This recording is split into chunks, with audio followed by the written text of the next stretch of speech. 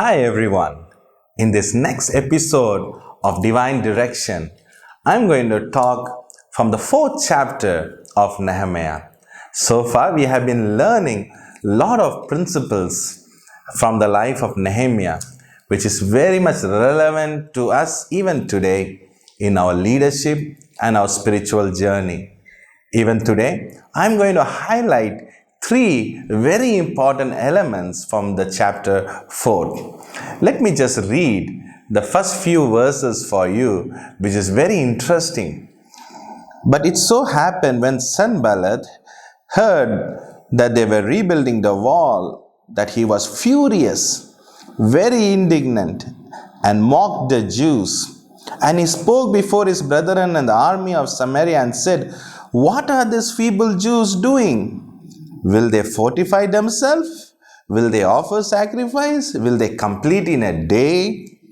Will they revive the stones from the heaps of the rubbish stones that are burned?" Now Tobiah the Ammonite was beside him, and he said, listen very carefully, "Whatever they build, if even a fox goes upon on it, he will break down their stone wall." And then there is a cry, "Hear, O God, for we are despised." So there is something happening, a good work is happening. Nehemiah and the team are involving in a great task for the welfare of the people. It's a good work. But in this good work, they are facing criticism, mockery, they are mocked, ridiculed. And they are telling that even if a fox goes up on it, it will break down.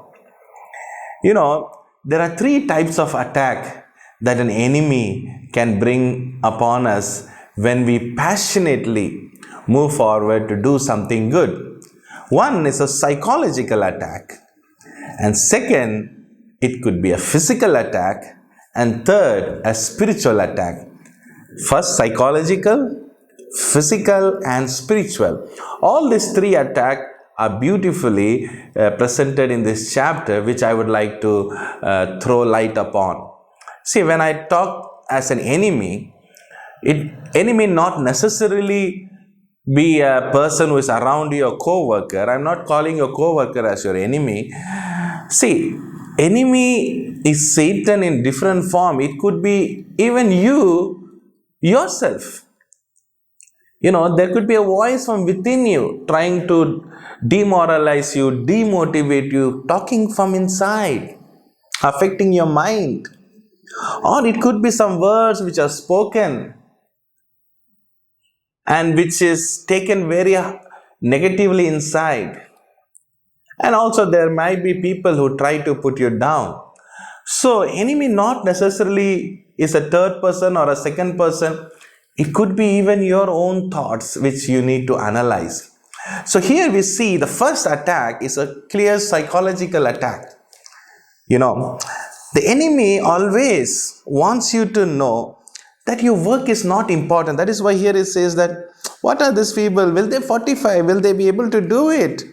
Are they going to complete in a day? They want to just show that the work is not important. And even when you start doing it, in spite of that, they want to show that you are weak. You cannot do it. Feeble hands. You know, the word is saying these are feeble Jews. The enemy will first try to make you feel the work is not important. And then, in spite of that, when you continue to do, he will try to make you feel weak. And third, even if you finish that work, he will try to make you believe, a false belief, that it will not last. You know, that is what we see. Even if a fox goes up, it will break down. So he's trying to make the work considered to be least important. And he's trying to put another psychological attack that you are weak. And again another psychological attack. Even if you build, the fox will be able to break down. Even a fox will be able to break down the wall. And then he just wants you to believe that it is not worth, so that you can quit. So many times This can happen in our lives too. Attack. A kind of psychological attack. You are not fit. You cannot do it. You are unfit. And even if you do, it is not going to work. And apart from that, there might be a lot of criticism. You may do something good, people criticize, they say negative, and they don't appreciate, they don't like it. So that kind of things can mentally put you down. Should I continue or should I quit? This is the first level of attack. The second, the physical attack. We read in verses from 7 to 9 and even in the later parts, we see that when an enemy cannot fool you, then he will try to frighten you. So the first few verses, he's trying to fool a person by putting a false belief. So when an enemy cannot fool you, he will try to frighten you, threaten you. That is a physical attack. This verses, the Ammonites also heard the walls of Jerusalem were being restored. The gaps were beginning to be closed. They became very angry. They conspired together and to come and attack Jerusalem and create confusion. And all these things that you read there, they are coming, they will neither know nor see till we come in their midst and kill them and cause their work to cease. And also we see in verse 12, so it was when the Jews who dwell near them came and told us 10 times, from whatever place you turn, they will be upon us. Again and again and again, threats. 10 times. You and I, if we were in that position, we would have sometimes yielded to the pressure. Maybe they are going to attack. Maybe we have to run. We have to quit. We have to stop. But Nehemiah is not yielded to the pressure around him. He is not frightened. Fear of physical attack. See, as I told, if enemy cannot fool you, he will frighten you. But what happens, when he frightens you, there are chances that you have a fear inside. When fear grips inside, it affects your productivity, it affects your peace in your work. And when this fear comes when you doubt. How does it connect? When you doubt God. God is our strength. God is our shield. God is our fortress. We know that very sure. And God is the one who has given them the vision, the task. And God is the one who is helping them so far and is faithful to carry. But when there is a doubt in God, the fear grips and it becomes big. If the fear is big, that means you doubt your God. But when you don't doubt, when you know that your God is stronger and your God is a big God, this fear will not be able to overcome you. I hope it makes you clear. So second is the physical attack, the threats that are coming. And the third kind of attack that we see is a spiritual attack. The spiritual attack here we see is the envy and the jealousy of these people, putting these people down. We read in verse 10, the strength of the labors is falling. There is so much rubbish that we are not able to build the wall. Many times, you may not like to do the work. You may not feel the enthusiasm. You may be physically strong. Psychologically also there might be no problem. But when you are spiritually weak, spiritually attacked, you may not even know that you are attacked. But you know what is the way to analyze whether you are attacked? Your enthusiasm in your work will deteriorate. Here we see, again I want to read that. The strength of the labor is failing. There is so much rubbish that we are not able to build the wall. Their energy went down. That is why there is a verse in Proverbs chapter 27 verse 4. Let me read that. Wrath is cruel and anger a torrent, but who is able to stand before jealousy? Envy, jealousy, this kind is a spiritual attack. That kind of envy can attack us and it will reduce our energy, our passion towards our work.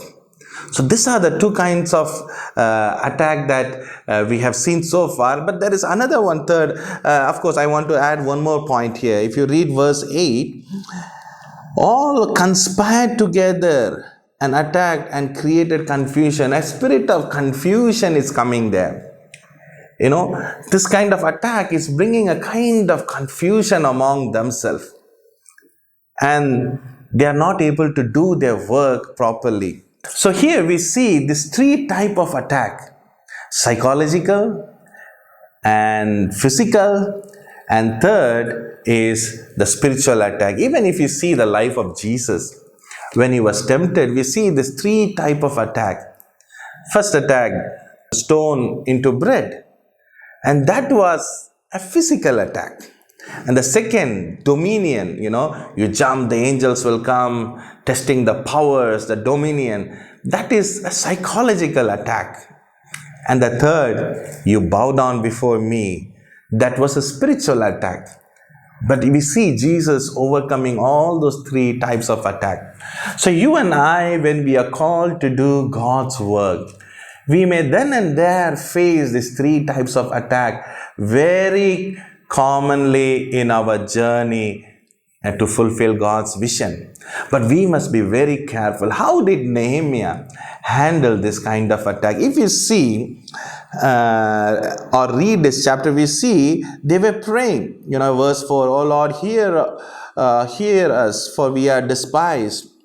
And again we see in verse 9, we see, "Nevertheless we made our prayer to God, and because of them we set a watch against them day and night." So prayer, in many areas you keep on reading that word that we prayed. Either it was individual prayer made by Nehemiah or a group prayer. They prayed against all this. So for psychological attack and for spiritual attack, they prayed. And for physical attack, there is something very interesting they did. Let us read verse 17. "Those who built on the wall are those who carried the burden." Some people who carried the burden, and some who loaded them, and some who built on the wall. Okay, they were builders, they were people who carried, some who loaded. With one hand they worked at the construction, with the other hand they held the weapon. Every one of the builders had their sword girded at their side as he built, and the one who sounded the trumpet was beside. So now, beautifully, Nehemiah positions the people, one sort of people to warn when the enemy comes, to blow the trumpet. And others were prepared. With one hand they had the weapon, with one hand they continued to do. The work was not affected, but they were prepared. For physical attack, they were prepared. Even in this place, there might be a lot of different kinds of attack that you might face. More than anything, the spiritual attack, psychological attack. Maybe there will be no physical attack. People may not come and beat you, or that kind of attacks you may not find. But there are different types of physical attack. It may even be your health. Many people, they come with passion, they come with commitment, but unable to survive with this environment, the climate, the food. They go back from the calling because they are not able to adjust. But one thing that we see here is we need to be prepared. That is why we often tell you people that in summer you need to try to wear certain type of clothes.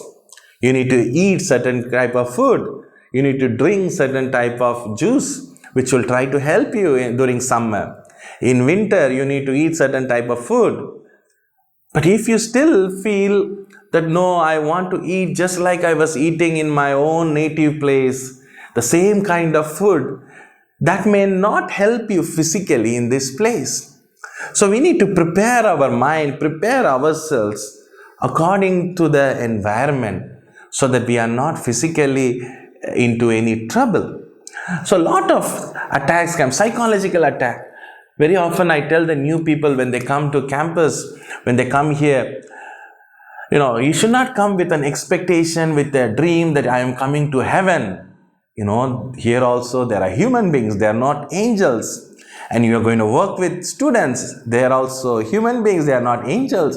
So all of us are human beings. Everyone have their own weakness. Nobody is perfect. I am not perfect. None of the staffs are perfect. So when anybody comes here, he has to know this thing very clear, that there might be a lot of psychological attacks, kind of thoughts which may try to attack, but he must overcome that. His vision should be clear. He should be focused to overcome all this. For that, a strong prayer life is very important. As I told in the first 2 episodes, how a prayer keeps the burden alive, pumping, is like an oxygen. So if your prayer life is strong, your calling, your vision will be clear and it will not be shaken. There will be clarity. It will not deviate, it will not reduce. So again, when the physical attack comes, we need to be prepared. When there is a spiritual attack, many times we feel a spiritual dryness inside us. Sometimes people come and tell me, I don't feel I am doing ministry in this place. Is this a mission field? Is this a ministry? I want to do some village. I want to go somewhere else. See, that is again a kind of spiritual deception that Satan tries to bring, a kind of spiritual attack. But I also know some staff who always, they value, they enjoy, they say that there are so many hundreds of young people in this place whom God has given in our hands to mold them. What a beautiful ministry is this. So it all depends on your attitude, your spiritual understanding. So this dryness comes only when Satan puts a negative thoughts, a kind of negative things enter in our hearts. But when we are spiritually strong, when our prayer life is strong, we will understand the purpose. We will see things with clarity. We will not only focus in our work, our responsibilities, but parallelly we will focus in the lives in this campus. The young children, the girls and the boys, and the people who work along with us, their lives are important. Academically, we need to feed them what is essential.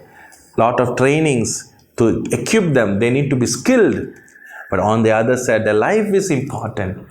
They need to be molded to face the challenges of this world, to fight the evils of this world. Only then they will be able to overcome. And now let me just take you to the last few verses in this chapter. At the same time, verse 22, I also said to the people, let each man and his servant stay at night in Jerusalem, so that they may be our God by night and working party by day. So neither I, my brethren, my servant, nor the men of the guard who followed me took off their clothes, except that everyone took off for washing. So they were prepared. They were willing to go the extra mile. They were willing to sacrifice. That means, except for washing, they did not even change their clothes. So they were vigilant during the physical attack. So that is very important, that we are protected in every aspect, psychological, physical, spiritual, every area. We need to be vigilant, careful that we protect ourselves. And verse 20 said, whenever you hear the sound of the trumpet, rally to us. There, our God will fight. Of course, they are prepared. Of course, they have taken all the necessary measures. But they are not depending on their own strength, but their dependence is on God. That is very beautiful. Our God will fight for us. I need to be prepared. I need to do my part and allow God to do His part. Sovereignty of God and responsibility of man. I need to do my responsibility. God is sovereign. He will do the rest of the part for me. Many times you would have heard our chairman Augustine uncle talking about different threats that he faced. Many times people came to attack. They showed gun at him. But he was never frightened by that.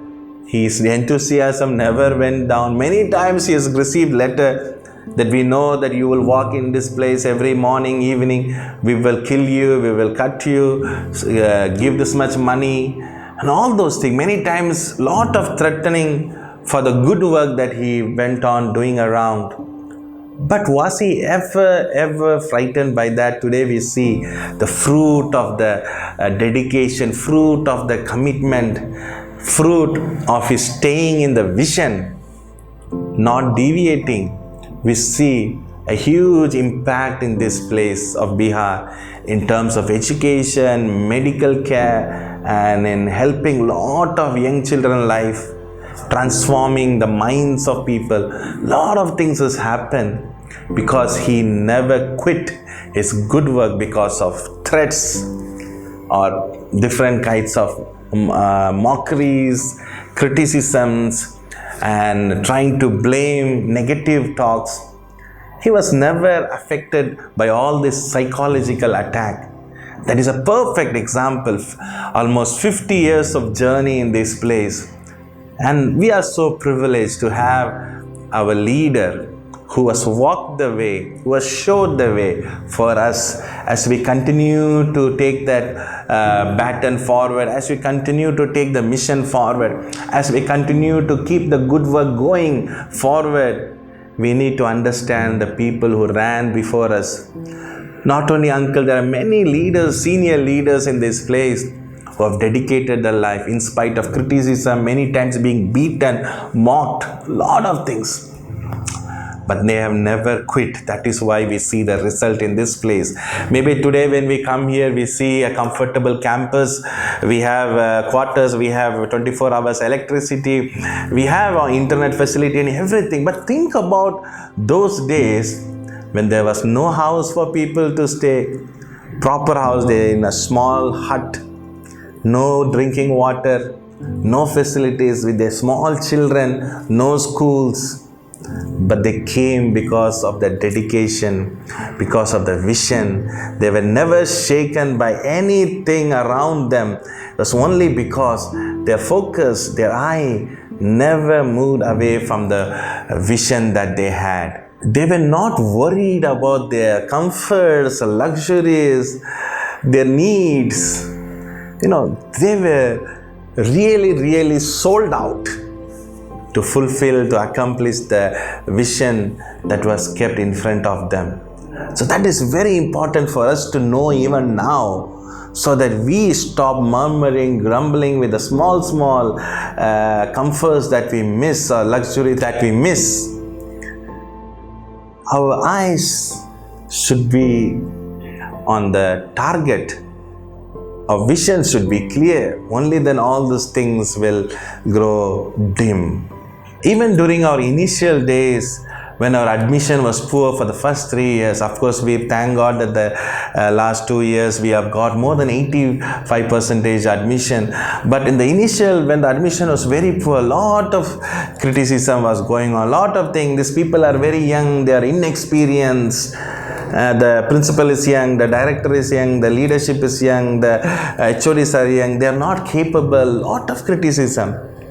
But people never gave up. None of them were disappointed by those remarks. But they all together, they prayed. We all prayed together. We continued to work and never allowed such criticism to affect our fervency in our work, our passion. And today we see the result.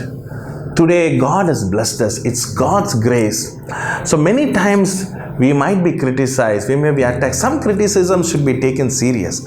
Some criticism can build us. Not all criticisms are wrong. There are some positive criticism which can help us, to correct us, to become better. But some negative criticism should be ignored. There is a beautiful example how when a crow tries to fight with an eagle. Of course, crow is very weak, but still it will try to fight with an eagle. You know what the eagle will do? Eagle will just keep flying higher and higher and higher. After a point of time, this crow cannot go higher because it cannot breathe. It is not has the capacity to fly in heights. So after a point, it will again come down. So best way when such kind of criticism, like crows when they come, our only thing should be we need to fly higher and higher and higher above all this criticism, above all these attacks. We need to grow higher. So we need to have a strong prayer life. We need to prepare ourselves for this attack. And third, we need to never forget that our dependence should be on God. So when we have this kind of thing and thought, we will never miss the target that God has given us to fulfill. May God help us to understand and keep munching over this thought.